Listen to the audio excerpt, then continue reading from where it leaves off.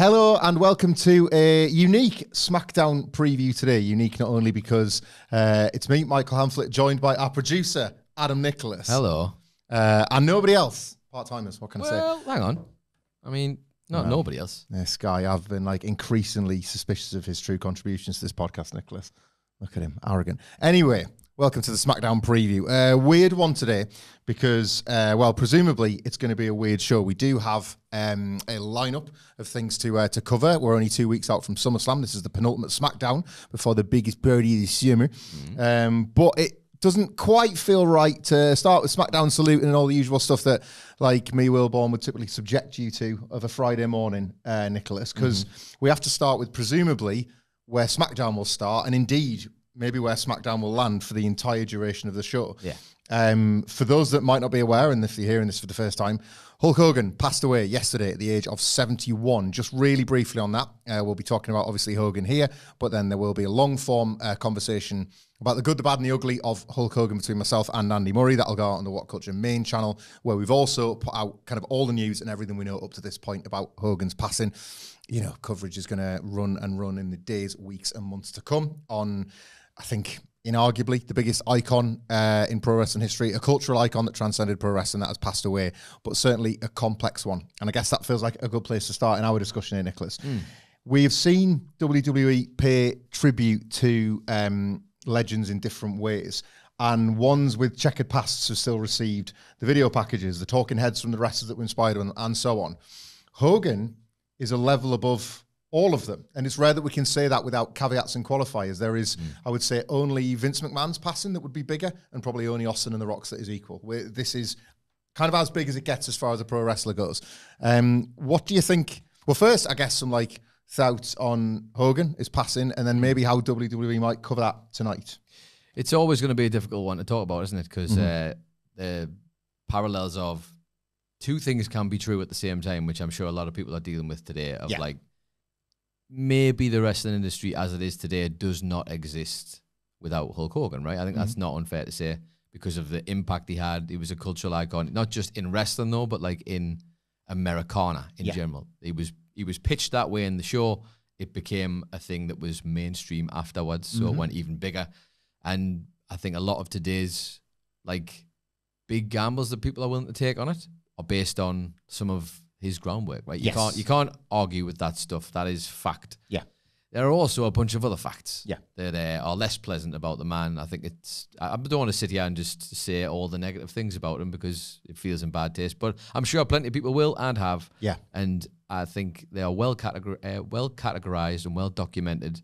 Not a great guy, but today's not the day for that, right? Today's the day for acknowledging the fact that the man and the performer and the person outside of the ring can be separate. And I guess it's up to the person who's doing the sort of analysis afterwards to decide how they would like to talk about that, right? Yeah. I think there was a great quote I heard from John Pollock. I'm sure he didn't coin it nor would want the credit for it, but he said that life is the audition for how you are received in the aftermath, you know?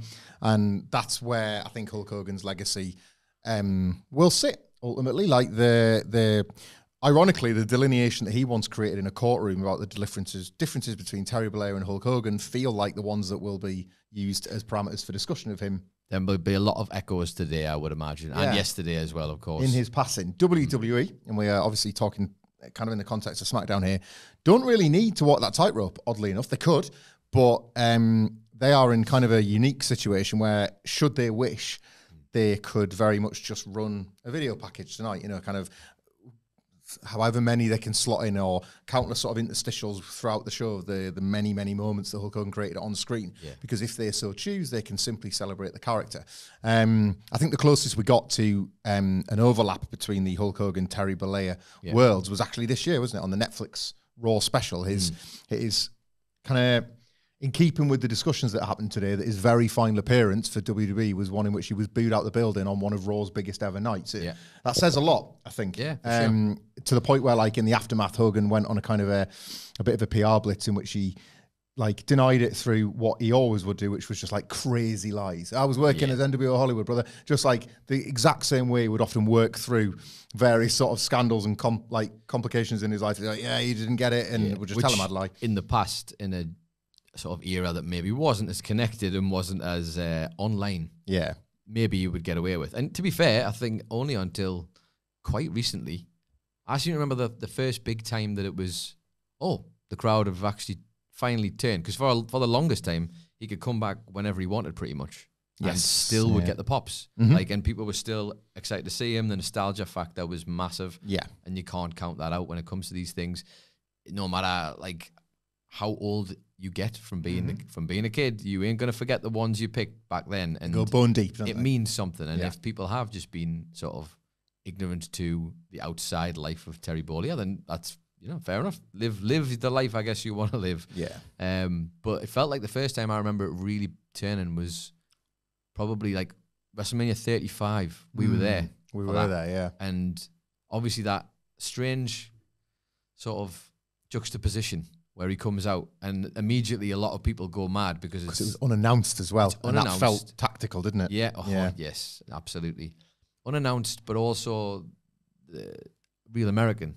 I don't know you've just discovered this song, by the way, obviously. It was a 2025 one for me. It was Real American, discovery for Michael Hamflett, where he was like, hey, have you heard this song? That's a pretty good song, actually. It was Pavlovian, that response at WrestleMania 35. Of course it was. And some people, and that's completely their right, they can just get up off their seat and celebrate and just choose to focus on what they want to focus on. But I remember feeling very, very not good about that. Like, just, I don't know, it felt weird. And then the catharsis at the time, it felt of Paul Heyman coming out with his sort of cutting that short.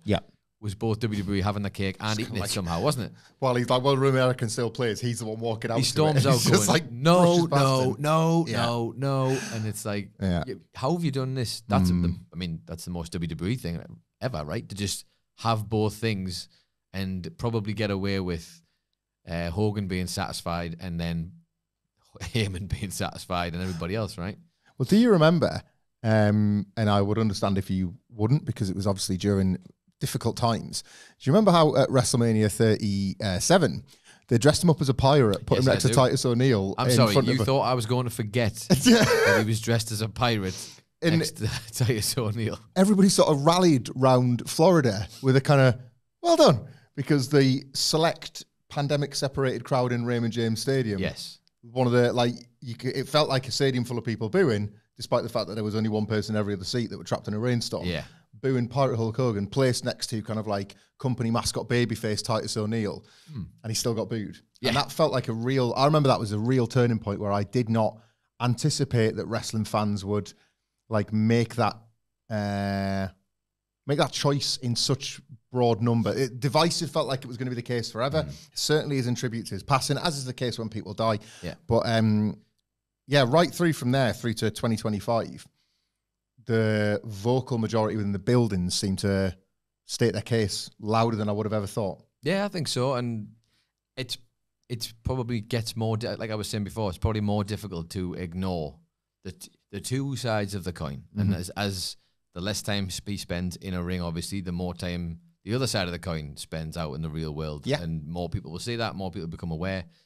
But again, it's up to the people watching the show, right? You can turn up to a show and just think, I want escapism from everything. I don't want to bring like what I know about these wrestlers to the show. I just want to watch the show. Some people can do that, no problem. And fair play to those people. That is your choice. But then obviously to see it happen with quite a lot of fans, and whether maybe is there a case to say maybe it became the cool thing to do, which might have got it over the line in that regard, which sounds like a weird thing to say, but it was like some people would be fastidious in the way they would say like, no, this is my guy, no matter what. Yes. And then, as wrestling fans can do, you go to a show and you kind of want to join in with the thing. I think that's an interesting way to look at it. If you see the way that response is going, maybe you go, you know what, maybe I'll go with this as well, even if maybe you don't feel that way. I don't know. Yeah, I think that's an interesting take on it. And I think especially in sort of, I didn't want to use the word politically, but it does come into something about Hogan, quite politically charged times where you're kind of being asked to like like announce where you sit on a spectrum, and it's not very popular to be in the middle. You've got to absolutely be on any issue. This is, by the way, it's a time where you have to have an opinion. Yeah, unfortunately, which is a shame because a lot of people have got bad opinions about lots of things. Yeah, so. well, and Hogan played into that. You know, Yeah, a very course, visible sure. and vocal campaigner in the most recent Donald Trump presidential campaign, and this is not a political judgment or any kind of aspersion, but that is making a choice. Like, that is making a choice, and it's for Hogan. It was obviously about remaining in the public eye. He had a beer to sell. He had a new project with Eric Bischoff. He you just didn't. I guess if you're Hulk Hogan, you never know when the spotlight might finally switch off on you. Yeah, and that was something he was always quite clever about being able to remain in it. So there was that attached to his name at the very end as well, which ultimately wasn't going to sit right with portions of the audience. And there was also the fact that, like, you know, based on his entire career and character, like being so unanimous with the United States of America. Yeah. Like, yeah, it feels like perhaps, how do I say this delicately? Like, perhaps the way that the sort of current presidential group, what would you call them? The presidential, like the party, the cabinet party, yeah. The way that they are wanting to operate within the country, like it feels like he maybe felt a bit more emboldened in himself to, like, because I would say so. That playing that character on WWE television seemed to be getting rejected. Yeah, certainly in the last we say, I don't know how many years is that? 5 years, yeah, 5, 6 years, 5, 6 years. So to find himself in a sort of landscape in America where maybe he was being encouraged to be more himself, you know, rooms that were more welcoming than some WWE arenas. Were a lot more welcoming, I would imagine, and that's, you know, maybe that was where he was. He certainly was looking like he was about to double down. Yes, I would say so. Yeah, I think so. Yeah. But yeah, I mean, it doesn't take away the fact. Look, I'm not going to sit here and dance on someone's grave. I don't care who it is. I'm not going to do it. But at the same time, there's going to be a lot of people today with a lot of opinions, and a lot of them will be fair. Like, and you can't just ignore one thing.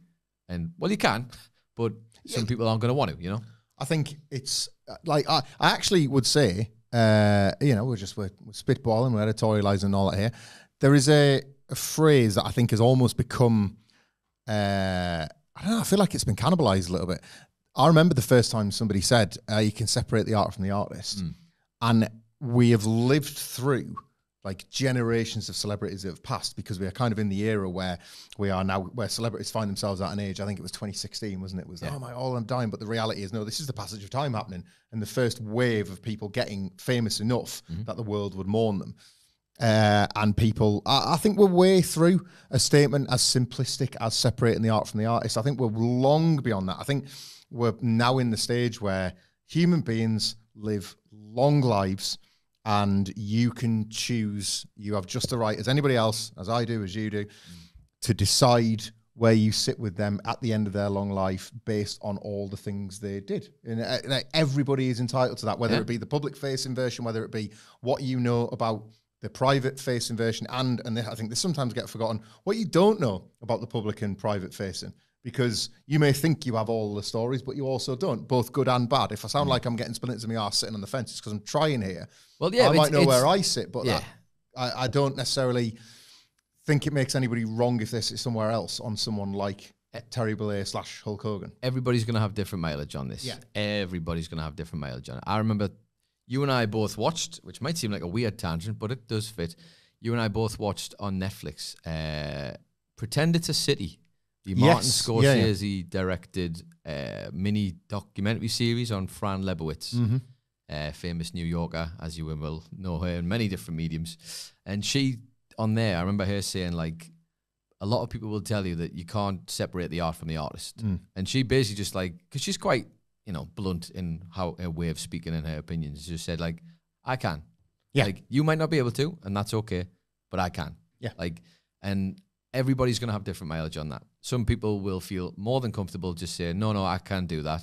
Other people might feel like they want a more well-rounded sort of view on him that will account for everything that has happened in his life, you know? Yeah.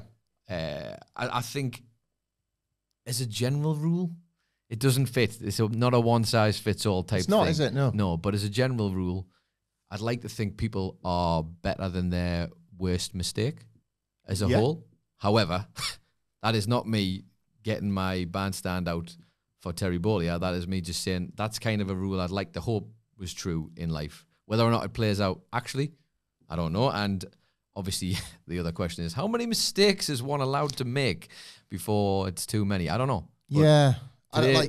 Today's going to be full of people who would want to celebrate the wrestling side of it. And, I mean, there are still moments we would all talk about to this day. If I'm trying to say some nice things, you know, like, you're never going to forget, even though it definitely happened beforehand, the body slamming onto the Giant, right? That's huge. You're never going to forget him and The Rock at WrestleMania. To this day, people are chasing that pop. They will probably be chasing the pop for that match forever and ever.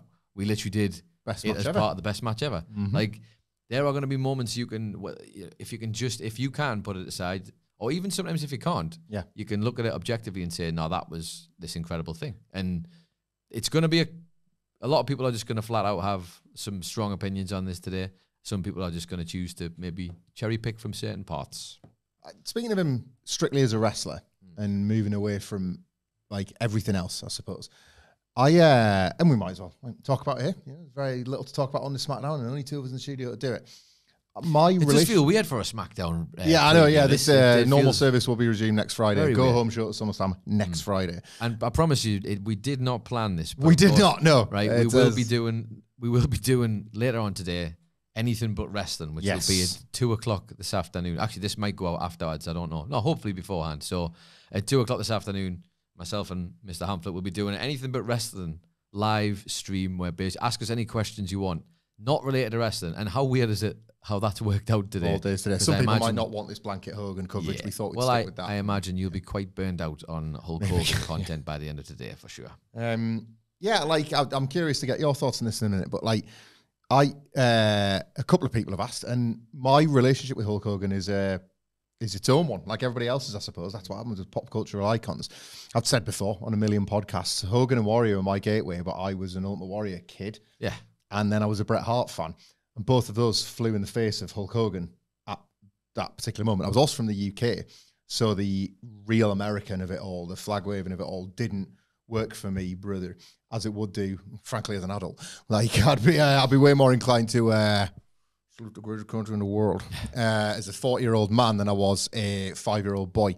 But yeah, so like, Hogan, weirdly for me, was a guy that, not that I ever couldn't appreciate his work, and you can see and hear people in buildings going nuts for him, but he was never the one that got me out of the chair until, again, to sort of go down a little bit of a dark path, like, I really leaned into the work of Hulk Hogan and his ilk after the passing of Chris Benoit. I needed an aggressive stylistic shift in my pro wrestling. Yeah. And I leaned into the more bombastic, what we thought of back at the time as lesser impact. I'm sure Hulk Hogan's multiple back surgeries would disagree. Yeah. Like dropping yourself on your ass with a leg drop every night can be just as brutal as the amount of flatbacks you take, and so on. But I needed the type of qualities that Hogan most espoused in his work, more so than the hard-hitting in-ring that had sort of predated the passing of Benoit, that was like so prevalent in the mid-2000s, like as like through Ring of Honor and through AJ Styles and Kurt Angle and the like, So I really, really dove deep into a lot of Hogan's legacy and archive stuff around that time when I was sort of early 20s. And it affected me more so than it did when I was a kid, because by this point I was kind of watching it analytically and I was being a bit more surgical with it and just really, really admiring that level of conducting a crowd on such a bigger scale. I have no doubt that, I've never taken a bump in my life, I have no doubt that one of the hardest jobs is to make a crowd of, say, 20 people go nuts for your work. Yeah. But on the opposite end of that, getting 100,000 people or 80,000, whatever it is, like I'm sounding like Hogan himself there, inflating the numbers, but getting a bare minimum of 78,000 people at WrestleMania 3 and then millions more to do it every single night is the kind of the opposite and equally terrifying end of that scale. And I would wager that maybe nobody was ever as good as Hogan at that specific act. That sort of what looks so simple but is in fact the most difficult, to take everybody from row A to row Z in the biggest buildings the world over and captivate them, not necessarily by doing little, but just picking your spots of when to do the things you do. Yeah. And doing it every night as well. Every night. That's not easy. Any wrestler from any level, specifically at the top levels, will tell you that, right? And like, Hulkamania doesn't happen without that level of quality and quantity, does it? It has to be consistent every night. Otherwise, Hulkamania never takes over America in the way it does. It never becomes one of the totems of like Reagan's America in the 80s. They were hand in glove. But a weird bit of trivia about me. I was there for Hulk Hogan's last ever match. Such was the wild west of TNA in the early 2010s. He worked a 6-man tag alongside Sting and the Cowboy James Storm. All right. In Manchester at the Manchester Evening Arena. I was there with my cousin Nick, who you've met. And yeah, we talked about that last night. It was like we saw Hogan's last match. And because I was like only 4 years into truly appreciating him, and he was tagging with Sting, and I was way more excited to see Sting wrestle. Or so I thought. Yeah. Because 2011 me, and again, I feel like the date of that is very important because I certainly wouldn't have forged any kind of emotional connection with him if it was after the fact, if it was after hearing what we would later hear from Hogan. They won, and he did the 3 sides of the ring with the ear cupping, and looked like he was going to leave before doing our side. And it was 2011. I was what's the first Mason? I was a 26-year-old man. With my 26-year-old cousin, and the two of us were screaming for Hogan to come back and do his ear cup on our side. And I was like, I get it right, okay. I was a Hulkamaniac for the night. It had never happened, and it didn't happen at the age where you are so impressionable and where so many people had Hulkamania within their own personal stories. Happened to me as a full-grown adult because that was the master of the guy's work and the master of his abilities to do just that.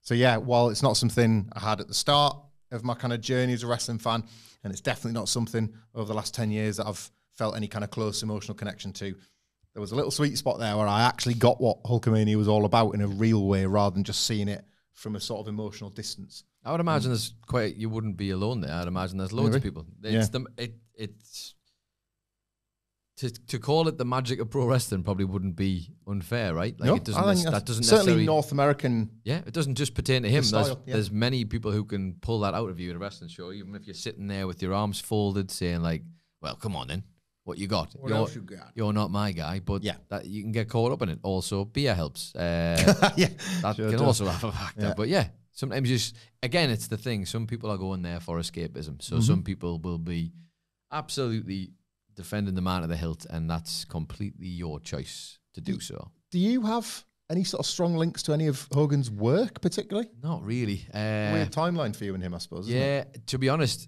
I missed the original, obviously, because I was too young, and just wasn't. I didn't, unlike yourself, maybe finding it so young, or wasn't in a family that was encouraging to. I don't even think they'd heard of wrestling apart from giant haystacks and Big Daddy. Like everybody bloody heard. Over here mentions to you all the time. If someone told me how many times I would hear that over the course of my wrestling fandom. Well, ironically, it's them two and Hogan, isn't it? Yeah. Like those are the names over here that you get thrown at you. So, truthfully, I would say the only thing I knew about Hogan, was the years that I was out of wrestling, was when he came back as well to WWE, right? Right. Like, early, in fact, it might have been just before I properly fully left. Right. But I didn't really have a gauge on, because I'd never really watched WCW. Yeah. I knew of him, and of course I knew of the NWO. Yeah. But like the actual impact, other than like the clips of Scott Hall going, you might know who we are, but you don't know why we're here, and all that stuff, and the big turn. Like, I'd never really had any connection, and he felt like an old guy then to me, right? Yeah. Like, and then it was through the games. It was the WWE games, right? Because they would have the plot lines, obviously, that had happened that year in a roundabout kind of way, and they made it feel so massive. The NWO, I remember that. I was so into it. I was like, I don't know what this is. They'd attack your guy and spray paint on his back. I remember that. So like, I was captivated by that because it was. I mean, you can't. It's the coolest theme song of all time, possibly. Like the NWO theme. It's like the way that it captures that kind of, oh, this is great. Who are these guys? What's going on here? Scuzzy. Timeless. You got 3 guys who are just dripping with charisma. Whether like at that point, I wouldn't have cared what these people were doing in real life, because it was a different time. Yeah. Right? It was just, this is a guy on my telly, and that's all they are.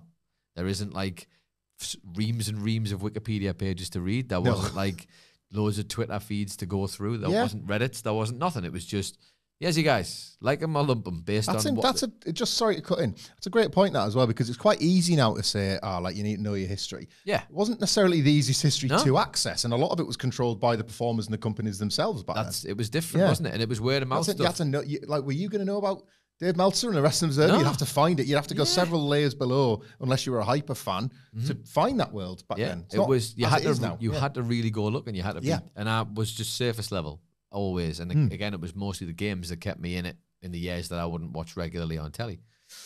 But yeah, that was that. And then of course when he came back, because my mate Matty, shout out to Matty, you've met Matty, he was always like probably on the pulse and was a lot more like, oh, you've got to see this thing or this thing. Yeah.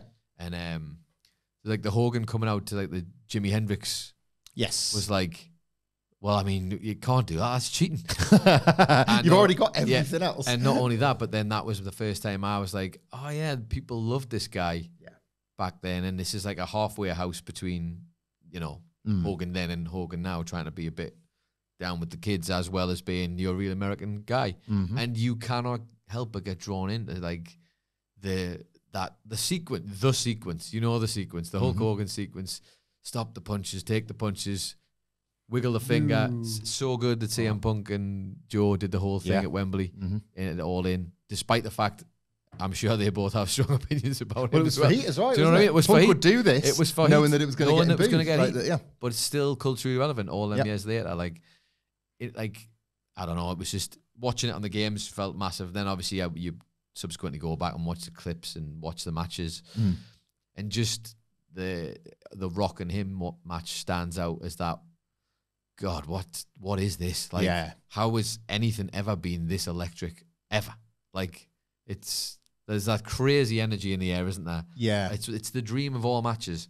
People often say turn the sound off and would it be the same? And I don't know, but it's not something I think I ever want to experience. I want to experience all wrestling where people are just into it. Yeah, you know what I mean? I love wrestling. In case that never came across, but you do hide it well. But I don't ever. We talked about this a lot.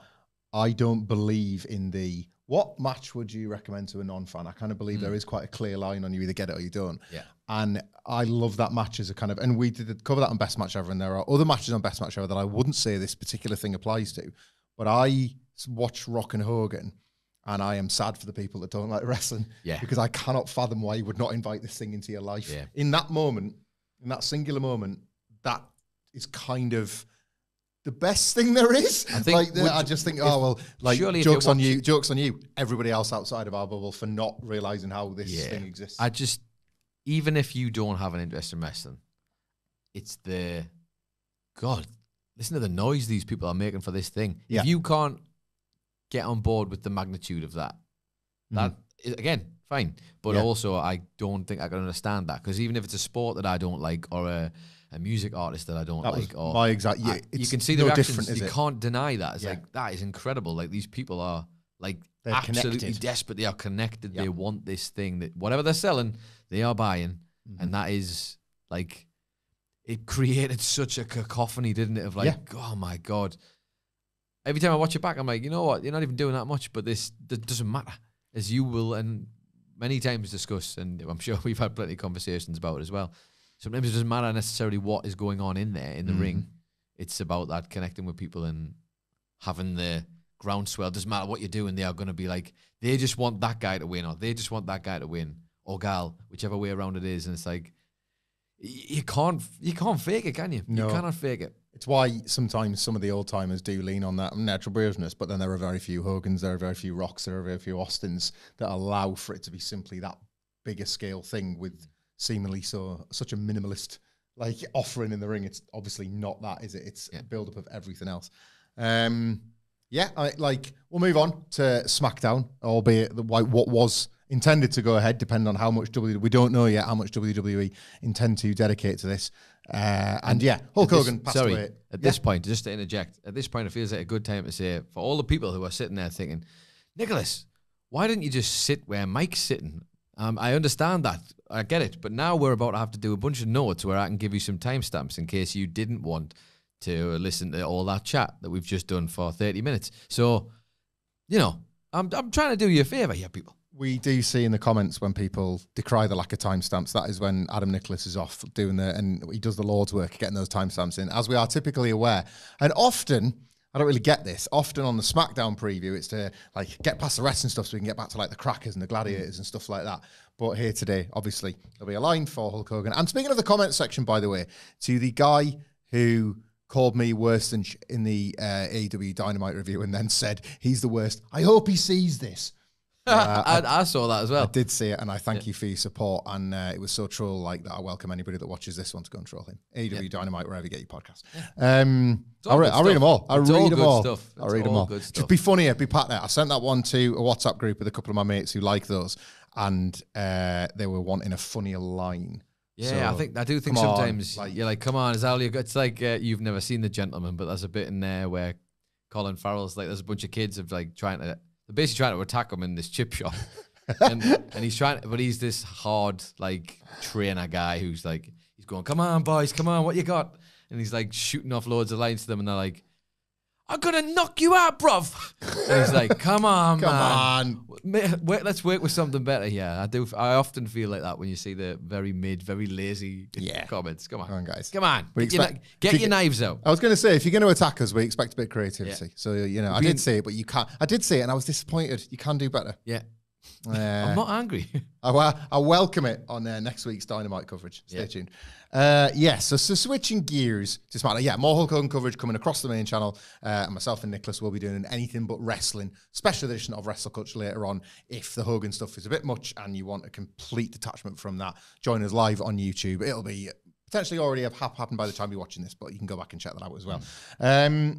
Yeah, to SmackDown. I guess like one of the headline things tonight, probably best place to start is where last week's ended. Cody Rhodes put John Cena through a table and used his hand to sign the contract for SummerSlam's street fight after John Cena tried to get out of it by claiming that he was too tired from filming a movie and emotionally exhausted and all that, basically playing the cowardly heel, whereas Cody was, he'd cut a really great promo before that saying how he wasn't flinching and how he wasn't going to be...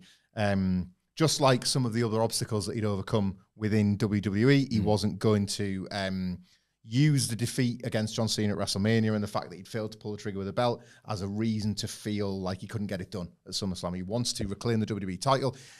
Don't we all, Cody? Please get it done for the love of my fandom. What do you think the roller coaster's got in store tonight without John Cena opposite from him? It's like the floor is his, I suppose. And we're going to have to bring it back to him, I suppose. Does the news impact how the American Nightmare and somebody with such links to wrestling history, does that change necessarily the kind of promo he cuts when he's got a street fight with John Cena to build? I don't know. I imagine it's going to, as we've said, probably change the whole show in certain ways. It's difficult when these are the moments when you're like, Cody's going to have to do all the heavy lifting again, isn't he? Like, no John Cena. So he's got to kind of, or you never know. No John Cena, unless he says you've been told. Are we being explicitly told that he can't be around? We haven't been explicitly told, but obviously there is that the dates, obviously. The dates, and it's all dates. It's all leading to Boston, Wicked Pisser for his last in December. So that feels like you could get a surprise, but it does feel like WWE know the kind of value he has as a ratings draw and as a ticket seller that they would announce. Yeah, so we can assume it. It's a weird one because you can't really. It's Cody's going to have to carry it, right? And he's going to have to come up with... It'll be, I assume, another great Cody promo. But it's not being made easy for him. I think even he's acknowledged that, hasn't he, right? The Cena stuff is... How have they managed to kind of, take a little bit of his baby shine off, right? And and it's going to be a real opportunity for him to try and get some of that back without any rebuttals and to be in the spotlight. But as you say, a strange episode to be on because there's undoubtedly going to be this large yellow and red shaped shadow over everything. It's interesting. It's like, I do wonder if they maybe didn't quite... I mean, it's Cody. I have a lot of faith in Cody to have more than just one great singular babyface promo in the chamber. But before John Cena came out last week, Cody did say, basically a bulleted list. I came back from my titty falling off. I had the big WrestleMania match when people would have never thought I would have come back. I beat a beast. I stood down The Rock and all his politics, trying to steal my spot and steal my soul and all this kind of stuff. And And that would have been fine for tonight with the contract signed. But I think that's what you've raised is the most interesting thing with this Cody Rhodes thing. I have no doubt that Cody Rhodes and a man of his immense talent can pull this back. But I think the John Cena rivalry across WrestleMania and SummerSlam has, as a result, like chipped away at, and we're dealing with percentages, right? I would say Cody Rhodes as a babyface had 100% of the support, and John Cena has maybe chipped that away to about 90%. But it is a strange old thing that you had a 100% babyface guy and you've took a bit away from that. You've done something that actively made that happen, right? No matter how much they turn him. Because it's bad business. We've seen him. We obviously were at both WrestleMania nights, and me and Wilborn did the what went down after both. And there were guys there who are just John Cena, ride or die guys. Their guy. And I love that. I think that's great. You should have your guys and pick them. But they ain't budging. Yeah. You can make them a heel. You can make them a tweener, whatever you want. They are not going to budge from their fandom. So, yeah, inevitably, I'm sure they might have seen this coming. And then you think, well, if you saw it coming, then... But this is WWE, so, right, like put you to the test, kid.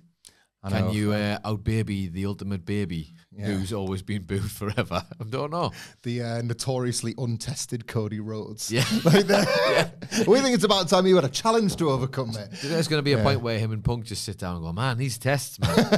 They just keep coming. Keep acing them. They just keep coming. Much to your... I didn't put this in our prep notes, Nicholas, but I'll disappoint you on the spot here so we can get your live reaction. We did aggregate some news yesterday that it does appear as if The Rock will not be attending SummerSlam. Ah, no way. Yeah. That's a shame, isn't it? For someone. It being the Dwayner, of course, plans change, pal. So it doesn't mean anything, does it? Yeah. It means nothing. Yeah. It's like, oh, you know what? I've woke up and there's 2 nights of this thing. What if I just came into the end of the... Like, you know what I mean? Just pulls up in a car as the main event of night 2 is happening, and he's just like, well, I'm just going to...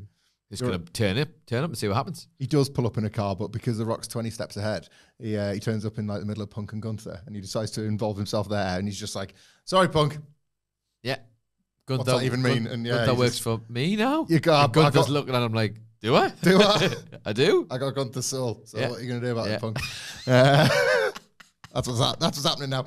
I'm just collecting souls now. That's my whole thing. I'm the Ash Ketchum from Pokemon of wrestling. I'll have your soul and yours too. Hey, dead man, I'm the soul taker. That's better than an undertaker, if anything. So I'm The Rock.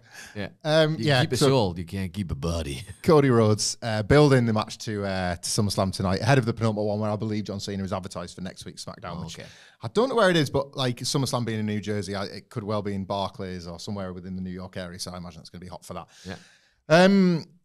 The tag team titles are on the line. Curious to get your thoughts here. The Wyatt Six, the combination of tag team champions Dexter, Lumis, and Joe Gacy, will take on new number 1 contenders Rey Fenix and Andrade. They won on SmackDown last Friday. Rey Fenix got that really nice new bodysuit that generated a bit of discourse because people saw it as, what the hell have they done to Fenix? I wouldn't worry about how cool his outfit is. I was worried about how boring his booking's been. Yeah. But you've listened to me and Wilborn sort of discuss this SmackDown tag division over 2025, this polar opposite to the Raw problem, where there are loads and loads of teams and there's often loads of matches and there's been a bunch of title changes, but to call it booking would be an overstatement. It is often SmackDown GM, I cannot remember his name, in front of you know what? I never understand it when this happens to you, but for some reason I can't. It's just, you come in this room on a Friday and it must be you, because it falls out your head. But then when Wilborn's here, I don't know. What do you reckon, Mike? No? All right, fair enough. None of the answers as per from that guy. But yeah, they've only just become the Wyatt Six, the tag team champions. They're like DIY, for example. I mean, he's scared of them. Andrade and Rey Fenix won't sell the fear, but you kind of have built a tiny bit of momentum with them. Yeah. And it's like... You're going to have to start winning if there's a finish here, somebody's going to suffer. So I guess there's 2 questions here. Who do you think might win? Or are we getting a Debbie Deeks to set up some more multi-man creative? They do like those multi-man tag matches, don't they? Where everybody's got to claim. And to be fair... And not on the papes as well. So it's like go-home stuff in it. Yeah. But like the matches are good, but it's also like... Come on, why are they not on the show? Put them on the show. And you got 2 nights of SummerSlam, so I guess work it that way around. And so, how long till SummerSlam, right? Like a week on Sunday. A week on Sunday. One SmackDown left. So what would you imagine there's going to be a tag team title match on there? Well, history. And if there is, who's going to be like? What's the? You know more than me. I'm just here to make up the numbers, pal. Like, what would be the potential direction based on the last few weeks? If you're looking at like, if they had to pick a mark, someone manages to finally make it onto that card with the tag team titles somehow. Yeah. Who's recent precedent suggests they won't make it onto the card for starters. Yeah. There is 2 nights though. There is 2 nights. And I would say that as a bare minimum, you put them on one of the nights as a kind of thanks for taking all these bumps, often in front of crowds that don't care a lot about you because we've not really given you much character development. They've been all very like, it's been a bit of a throwback to the era of any authority figure, not that the SmackDown Gym is a heel, but any authority figure just kind of like patting the wrestlers on the head, you know, that kind of that mid-2000s, 2010s time. I wonder if the trick here is to just go balls out and do something akin to the WrestleMania 40 tag team ladder match. Chuck as many of them as you want in. If you're going to do a Debbie Deeks here because the rest of the division wants to do something about this and doesn't like that the Wyatt Six have got their hands on the belts and they decide, you know, like a few weeks ago when the Wyatt Six were a stable, we had to be individuals going against them. Mm-hmm. Well, there's more of us. So let's say, for example, I don't know, the Street Profits and the Motor City Machine Guns are like, right, let's beat up the Wyatts. Yeah. And then DIY like, well, let's beat up Fenix and Andrade, you know, to keep the heel babyface alive. To be fair, with only like what, another week. Yeah. Like it feels like if they're gonna do that multi-man and SummerSlam, it feels, you know, they're trying to make it the WrestleMania big, right? Yeah. So a multi-man seems perfect. And as you say, you just want to see them actually, if they want to do those matches, which if the formula has, I can't underline this enough. The formula for the matches has worked enough. Has it got anybody over more or less? I highly doubt it. No. But it does well on the night instead. But it does well on the night, and it has traditionally been like, you know, a chance for somebody to steal the show, and then maybe from there they go, you know what? All right, you two really stood out. Yeah, let's go that way. Not all the time, mind you, but well, I'd rather they got to do it in front of a big crowd instead of just like as a go home. It's kind of a sort of a simplistic thing considering how many bodies are and theoretical moving parts. It's kind of a simplistic thing to announce as well, because it would only take this match getting broken up by lots of tag team interference for the SmackDown GM to come out and say, right, there's like 7 teams out there or something, and I'm going to put all of you in there, and I'm sick of all this. The one team that wins at SummerSlam, you've got the belts, and then none of you get the next shot. Yeah. You know, and there's like it's a way to tee up the debut of a new team or a draft or whatever, and it's this idea of like they're trying to bring an end to the chaos in the division. There's going to be one set of winners at the PLE, and then that's it. Yeah. Like months and months and months of I mean, they can dress it up. It's not really felt like some sort of transgression, but they can dress it up as a transgression. This period of chaos within the tag division finally comes to an end at SummerSlam. And it certainly seems more likely than beating either of these teams. Neither of them are kind of, they're too delicately pitched, I think, at the moment, both these teams, you know. Andrade and Rey Fenix have just got the first win. The Wyatts, that's the thing. They winning feel the belts. Like they need some momentum of some degree, don't they? And like, I know they're not great. They don't seem to be great at doing a lot with, well, Andrade is like, must be looking at Rey Fenix going, I know how you feel, buddy. Like, I've been doing this a little bit longer as well, and I feel the same right about now. So I can't believe Triple H put us together. Can you? Can you? What was the connection? But yeah, I think maybe based on that, then I would imagine maybe a Debbie Deeks, as you would say, I reckon, and building towards a multi-man at SummerSlam. There is more excitement to be found in the women's tag division, thankfully. Last week we saw Charlotte Flair accompanied by Alexa Bliss. Not friends, allies of convenience. Yep. Alexa Bliss replacing Lily with the black pum-pums. So semi-dark, but a little bit of a callback to her cheerleader time in NXT way back when. Mm-hmm. Getting over the Charlotte Flair and Alexa Bliss thing really starting to gather a bit of steam. Reports earlier this week, as we kind of speculated at the time, was that the initial plan for this was to just have them together in order to break them apart and run a singles match down the line, possibly at SummerSlam. But WWE, in response to how popular this has made Charlotte Flair in particular, and how this team has been well received for their playful banter back and forth, has ran with it instead. Yeah.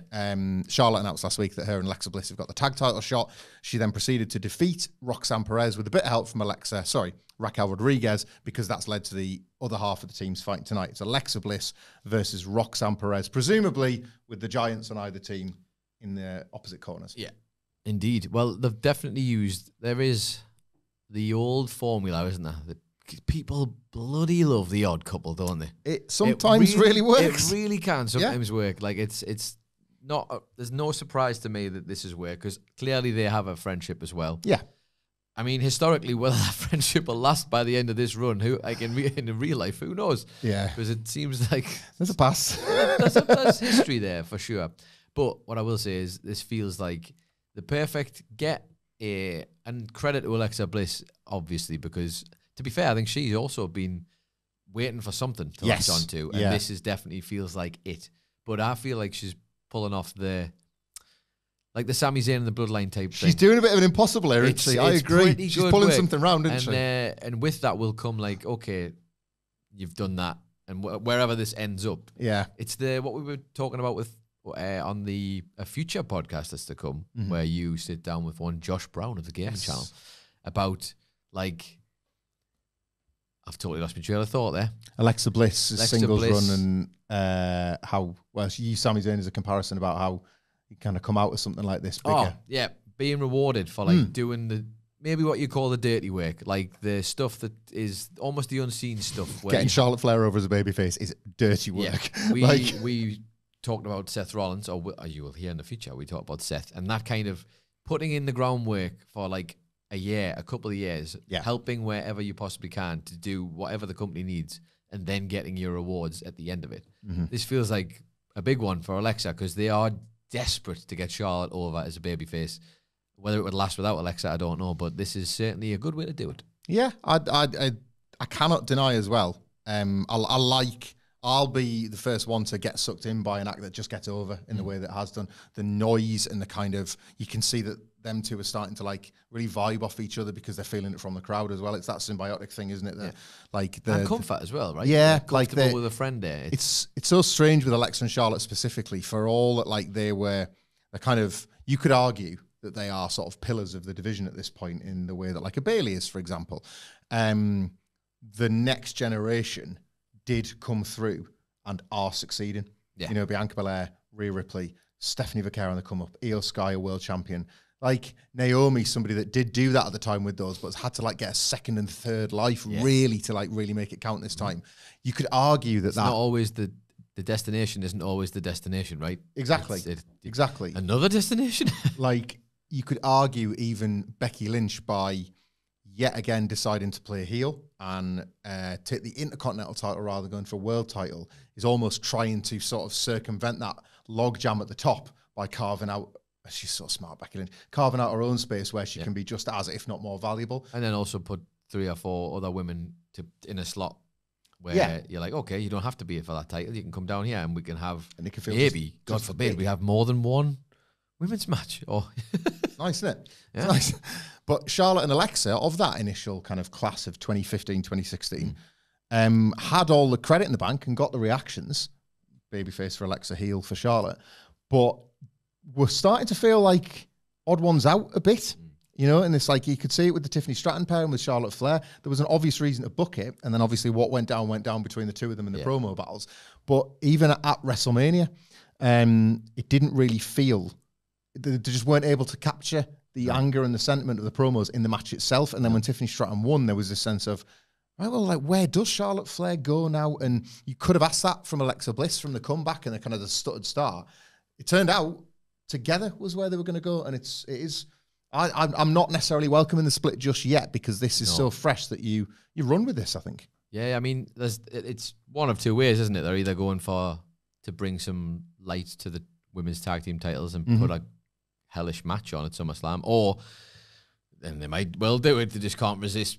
Like, oh, we'll just pull the trigger on this right before SummerSlam, and suddenly you're having a singles. I'd rather see it the other way for sure. I think sticking together clearly works for not just the characters on screen and the connection with the audience, but it seems like both of them are having a good time. Yeah, and sometimes maybe you don't realize you need that thing, right? Like totally. Charlotte's spoken about a lot of her personal life struggles that are going alongside her. Certainly the character struggles with the audience and where she wants to be versus where she probably is. And Alexa does feel like she's been floating adrift for quite a while. So maybe they need each other just to get through this weird storm and then head where they head. I really don't think you can understate as well the switching out of Lily for the pom-poms last week, because that would mark the first point at which they are potentially outright saying, you know what, Alexa and the Wyatts, we're not going to do that. We're just going to leave that one alone.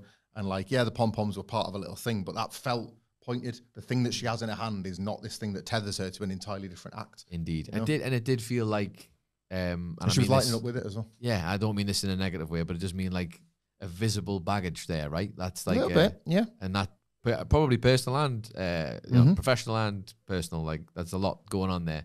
So maybe to slowly move away from that in a way that ties into something to do with the characters is not a bad idea. No bad thing. Right. Last but not least, I'm very curious to get your thoughts on this. I don't know why, but okay. All 4 men in the kind of SummerSlam celebrity match will appear tonight. All 4 together for the first time since their kind of cringeworthy appearance on Jimmy Kimmel. That, yes, I acknowledge I did see some of the responses to my criticisms of how cheesy it came across. Yes, it did. Millions and billions of views. Of course it did. It was Jimmy Kimmel. And I was never doubting the exposure of it. I was simply questioning how credible it all came across. Anyway, but the first time certainly in a WWE... You getting pelters on the internet? Are you joking? First time in a WWE ring all together, I think, since Saturday Night Main Event when Jelly Roll got attacked and Randy Orton felt guilty for it, and ultimately the tag team match was booked. They're all here tonight. Drew McIntyre has not been shy this week. He appeared on Impulsive with a bunch of aggregatable comments about the state of the business, about certain like wrestlers not having the body for it and whatever. I think a lot of that was working, and I think a lot of it was in service of this specific match. Jelly Roll, what little I do know is that he's been credited with like a massive weight loss, and he's been, the whispers are that he's taken this very seriously. Which, it's a high bar now for celebrities. Indeed. Like, well, and it stands in, it's funny you mention that because it stands in a lot of contrast to the stuff that's come out about Travis Scott, who Drew McIntyre was again very critical of. I would argue that we need to hold Fiend in a higher regard than that, one of the greatest contributions in the history of this business. But get where he's coming from otherwise. Song's contribution is different the man's contribution. I agree. The song is way more important. It was so important, in fact, that it was part of the match. Well, that's yeah. That's maybe where that praise ends. People said he took too long getting to the ring, but how do you hear the whole song unless you take 3.5 minutes? Well, you could just keep playing it while the stuff's happening, get to the ring in 20 seconds, pal. If you've free moonshot. But is it just as simple as getting physical because the novelty of Jelly Roll being there, and a bit like a Saturday Night's Main Event, the fact that you can attack a celebrity because that's the world they've entered. Like Drew McIntyre can kick his head off again if he wants, or Logan Paul can try and hit him with his loaded fist or whatever. Is this just as simple as the two teams are face-to-face, have a bit of a brawl? I mean, I'm sure they'll find some shortcuts. There'll be a huge pop when Jelly Roll does something that is a move, right? Yeah. That moment will happen at least once. And people will go mad for it. That's a point. We don't really know what that is yet. No, yeah, like that, and you're not going to. Hopefully they'll keep that, unless they give a little hint. Maybe like the first Bad Bunny Canadian Destroyer at WrestleMania. Exactly, that man. year. Yeah. Because it's or Pat McAfee doing the moonsault off the top, like Adam the Cole. first time that ever happened against Adam Cole. Like you don't, and I'd rather not know. Like I ain't gonna lie to you, Michael Hamflett. I won't probably be watching this, but I will see the clip later, and I will be surprised when Jelly Roll does a moonsault, or Jelly Roll does, like, I don't know, he could do anything. Yeah, exactly, he could do anything. Jelly Rolling Thunder. Jelly Rolling Thunder, I like it. Down with the scent on them, yeah. Puns, they're all good. Yeah. All the puns are good. What if he does Logan Paul's thing off the top with a camera? Like he's got the drone, but he does it instead to Paul. It's because he's a celebrity too. He's a celebrity too. What about the running MJF attack with the dick and balls, and he calls it penis, butter, and jelly?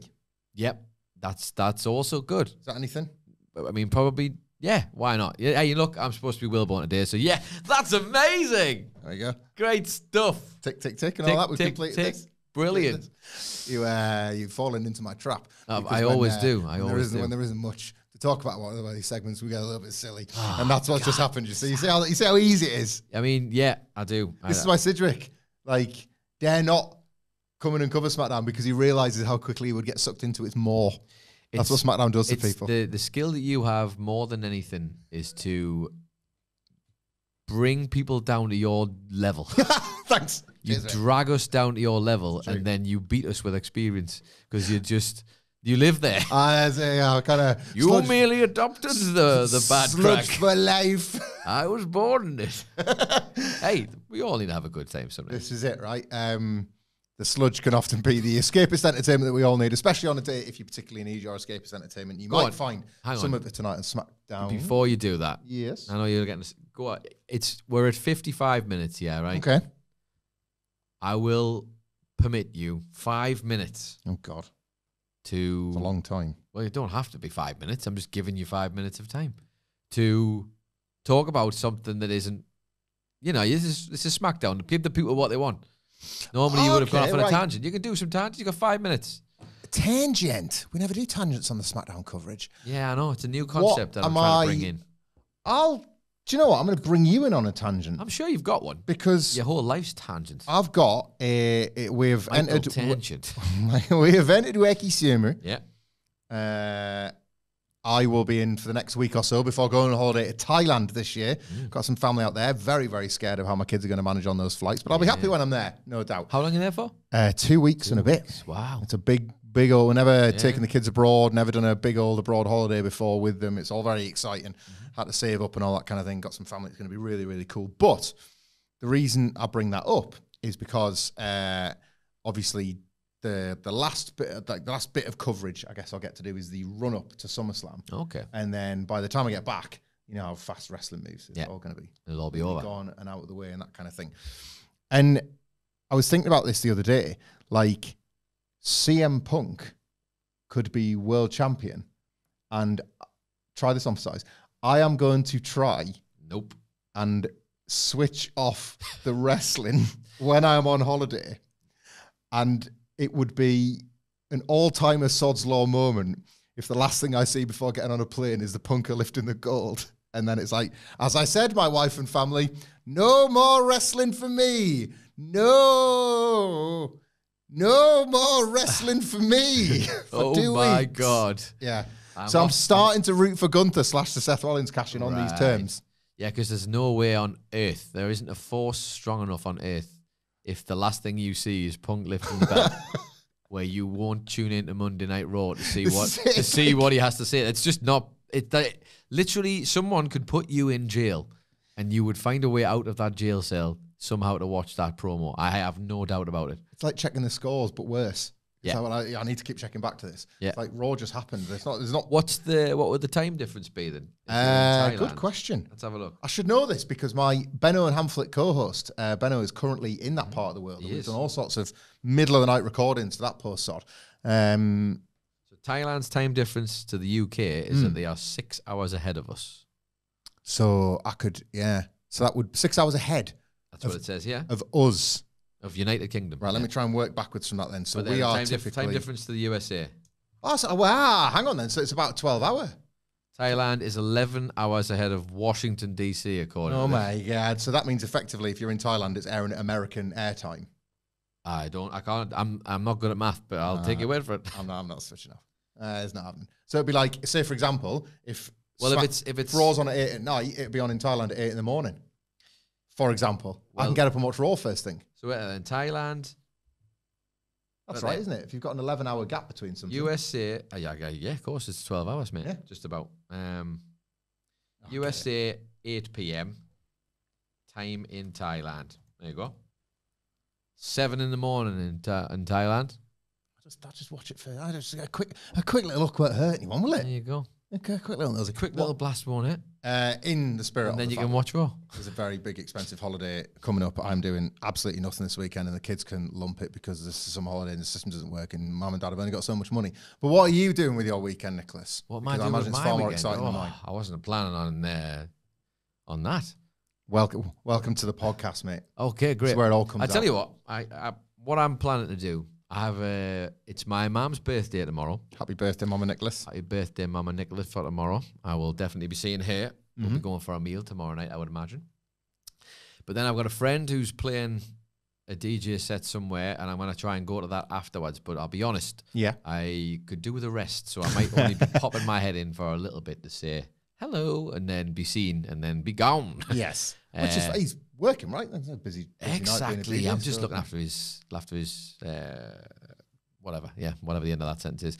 And then on Sunday, I would imagine, or maybe Saturday morning, but at some point, I'm also going to go and try and see that Fantastic Four movie is what I'm going to try and do. Which is either going to go really well or it's going to go really badly. I have high hopes for it. Starring current Proteus champion Paul Walter Hauser. Is that correct? He dethroned Simon Miller for it in Vegas, and Miller and Charles Crowley, I think, will be having a number one contenders match to see who will take on fantastic 4-star Paul Walter Hauser for that title down the line, I believe, in Progress. I did not realise I think that's the crack. movie. There you go. I'm sure I saw him on a... Well, no, because I did, because Ewan Patterson of this parish said, this is how I learned that he's a wrestler, and it was Paul Walter Hauser on their like blue carpet actually wearing the belt. Wearing the belt. Getting it some pub. There you go. So really, Miller should have been in Fantastic Four then if he'd worked really hard. I'm just saying I wouldn't rule him out of getting the Drax spot if they ever reboot Avengers or whatever it was. So they can't like Big Dave might not fancy it at this point because he's moved into the serious world. Miller steps in, becomes an action star. It's the natural role, you know. It happened to The Rock, happened to John Cena. It's going to happen to Simon Miller. So that's what the rumors are. That's what I'm saying. We'll wrap it up here, shall we? Yeah. There's more to come today. Again, if you haven't watched yet, it'll probably be online now or soon enough for you to be able to watch myself and Adam Nicholas doing a very special WhatCulture, anything but wrestling Q&A with a particularly unique #BloodyGood quiz. Over on the main channel, myself and Andy Murray have done news videos on the passing of Hulk Hogan, as well as a long-form piece that we will be recording today that will go through the good, the bad, and the ugly of Terrible A / Hulk Hogan. Kind of along the lines of myself and Nicholas's chat, but in a little bit more detail about the various stages of his career. There'll be no doubt other content on Hogan and everything that happens on tonight's SmackDown, of course, on the channel over the weekend. We will be back on Monday, myself, Wilborn, and Nicholas, to review this edition of SmackDown. Until then, if you want to engage, you can do on X at WhatCultureWWE, where you can also find Adam Nicholas at... It's Adam Nicholas. I'm at Michael Hamflett, and until next time, we will see you soon.